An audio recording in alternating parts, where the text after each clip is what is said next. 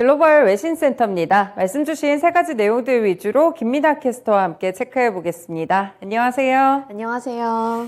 네, 최근에 좀 시장에 여러 가지 이슈들 가운데 경기 침체랑 인플레이션 뉴스는 외신에서도 빼놓을 수가 없을 것 같거든요. 네, 경기 침체 관련해서 또 멘트가 나온 것 같은데 네, 이 부분 좀 소개해 주시죠. 네, 세계은행에서 발표한 내용입니다. 기사 통해서 자세한 내용 살펴보시죠. CNBC 보도 내용입니다. World Bank slashes global growth forecast to 2.9%, warns of 1970s style stagflation. 이번에 스태그플레이션에 대한 경고장을 날렸는데요. 멘트 살펴보겠습니다. 세계은행이 글로벌 스태그플레이션 위험을 경고했습니다. 현지 시간 7일 세계은행과 월스트리트 저널에 따르면 세계은행은 6월 경제 보고서에서 올해 세계 경제 성장률을 2.9%로 전망했습니다.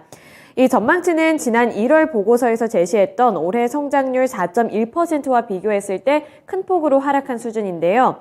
지난 2021년에 세계 경제 성장률이 5.7%를 기록한 것과 비교했을 때도 하락폭이 상당히 크다고 볼 수 있습니다. 세계은행 쪽에서는 이 글로벌 인플레이션이 내년에는 완화될 것으로 예상하고 있지만 여전히 많은 국가들에서 인플레이션 목표치를 웃도는 수준을 유지할 것이라고 전망했는데요.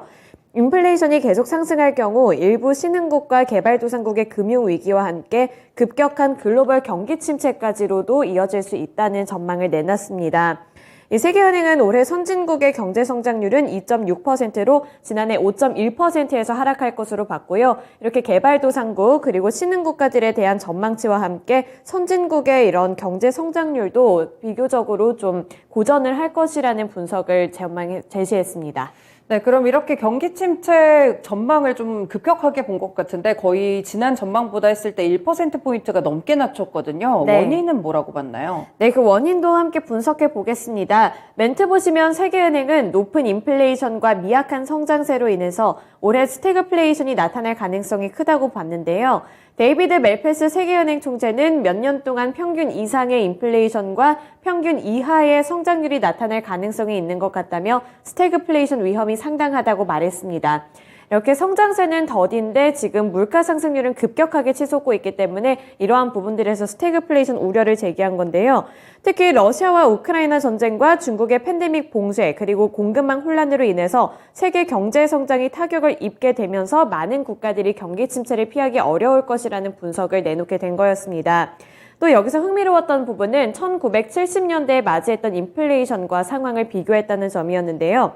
이 세계은행은 이번 6월 보고서를 통해서 현재 경제 상황은 인플레이션을 부추기는 지속적인 공급 혼란, 성장 약화 전망과 인플레이션 통제를 위한 긴축적인 통화 정책에 직면한 이머징 마켓과 개발도상국의 취약성 면에서 1970년대와 유사하다고 분석했습니다. 물론 다른 점도 있지만 이러한 부분들에서 공통점을 찾을 수 있었다는 부분에 집중했습니다.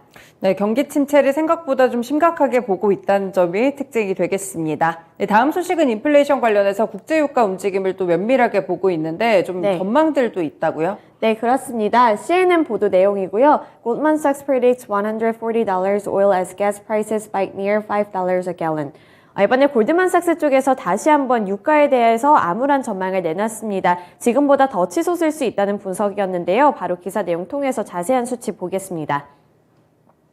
골드만삭스가 국제 유가가 추가로 상승할 것으로 예상했습니다. 정유시설의 병목 현상이 휘발유 가격 급등을 부추길 것으로 진단했는데요.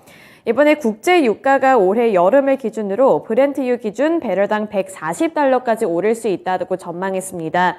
기록적으로 낮은 수준을 보이는 현재의 재고 수준 등을 고려했을 때 지금 재고에 비해서 수요가 너무나도 많기 때문에 140달러까지 오를 수 있다고 본 건데요. 골드만삭스의 분석가들은 이 부분적으로 석유 정유 공장의 생산 능력이 병목 현상을 보이게 되면서 휘발유 가격 또한 국제 유가가 배럴당 160달러에 이른 것처럼 체감할 수 있다고 봤습니다.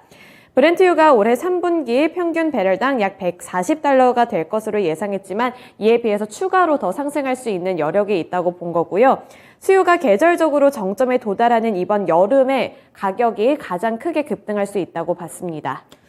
네, 최근에 국제유가 좀 오르고 있는 추세로 다시 전환이 좀 되고 있는데 점차 전망치가 높아지고 있다는 점이 상당히 우려스럽게 느껴지네요. 네. 근데 소비자들 같은 경우에는 더 급격하게 이런 부분을 체감할 것 같거든요. 네, 그렇습니다. 바로 말씀하신 것처럼 전문가들도 딱 그 부분을 짚어줬는데요. 멘트 보시면 이들은 또 소비자들은 유가가 훨씬 더 급등한 것처럼 느낄 수 있다면서 배럴당 160달러까지 치솟은 것처럼 체감할 수 있다고 전망했습니다.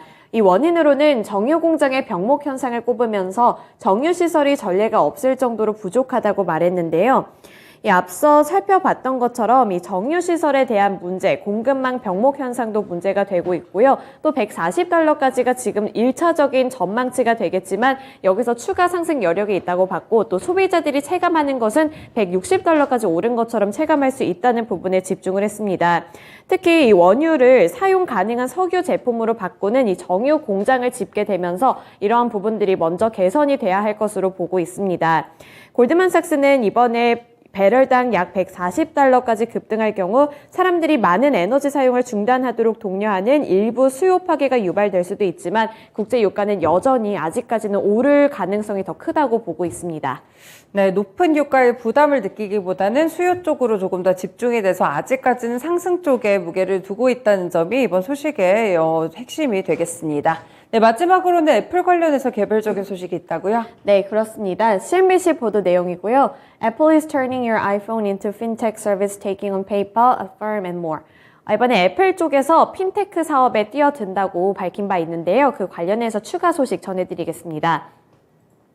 애플이 핀테크 기업으로 변하고 있습니다. 애플이 현지 시간 6일 기준으로 세계 개발자 컨퍼런스에서 마스터카드와 손을 잡고 자체 BNPL 서비스인 애플페이 레이터를 출범키로 했다고 발표했는데요. 이 BNPL 서비스는 Buy Now, Pay Later의 약자를 갖고 있습니다. 이로 인해서 이번에 이런 시장에 뛰어들게 된다고 하면서 업계 선두주자 가운데 하나인 어펌 등의 주가는 최근에 급락하는 모습을 나타냈지만 이 7일에는 어펌과 페이팔 등 경쟁사들의 주가가 애플과 함께 동반 상승하는 모습을 연출했기 때문에 이런 부분들에 관심이 집중이 되고 있는데요. 일부 애널리스트들은 애플의 BNPL 시장 진입이 경쟁사들의 살을 갉아먹는 이 제로섬 게임이 될 것 아니냐 이런 우려스러운 모습을 나타냈지만 지금은 시장의 관점이 좀 바뀌었습니다. 이제는 제로섬 게임이 결코 아니라는 평가를 내리게 되면서 애플이 진입을 하게 되면서 오히려 이 부분의 시장이 조금 더 커질 것으로 보고 이에 따라 업체들이 서로 나눌 파이 역시 커지는 정합 게임으로 봐야 한다는 분석이 더 많이 나오고 있는 상황입니다.